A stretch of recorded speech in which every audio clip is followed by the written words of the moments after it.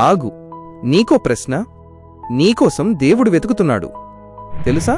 దినవృత్తాంతములు 2వ గ్రంథము 16వ అధ్యాయము 9వ వచనం ఇలా చెబుతోంది, తన ఎడల యథార్థ హృదయము గల వారిని బలపరచుటకై యెహోవాకను దృష్టి లోకమందంతట సంచారము చేయుచున్నది.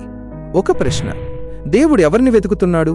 బలవంతుల్ని కాదు, పెద్దవాళ్లనో గొప్పవాళ్లనో కాదు, యథార్థ హృదయం గలవారిని.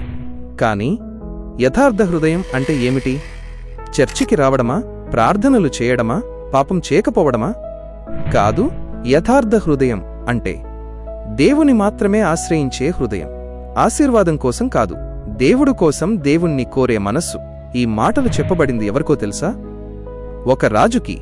ఆయన మొదట దేవునిపై ఆధారపడ్డాడు, గెలిచాడు. తరువాత మనుషులపై ఆధారపడ్డాడు, ఓడిపోయాడు. ఇక్కడే మనమందరం ఫెయిల్ అవుతున్నాం. మనం ప్రార్థనలు చేస్తున్నాం, కానీ మన హృదయం ఎక్కడో ఉంది. పెదవులపై ప్రార్థన, మనసులో మాత్రం ఎన్నో అనుమానాలు, భయాలు.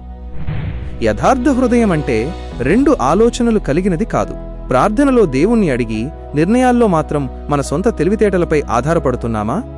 ఎప్పుడైతే నువ్వు నీ సమస్తాన్ని ఆయనకు అప్పగించి, లోకాన్ని కాక కేవలం ఆ దేవుణ్ణి మాత్రమే ఆశ్రయిస్తావో, అప్పుడాయన నిన్ను బలపరుస్తాడు. నీ బలహీనతను బలముగా మార్చే శక్తి ఆయనకు ఉంది. నువ్వు ఆ దేవుణ్ణి పూర్తిగా నమ్ముతున్నావా? అయితే ఆమేన్ అని చెప్పండి. ఇటువంటి ఆధ్యాత్మికమైన మాటల కొరకు మన ఛానల్ సబ్స్క్రైబ్ చేయండి, అందరికీ షేర్ చేయండి.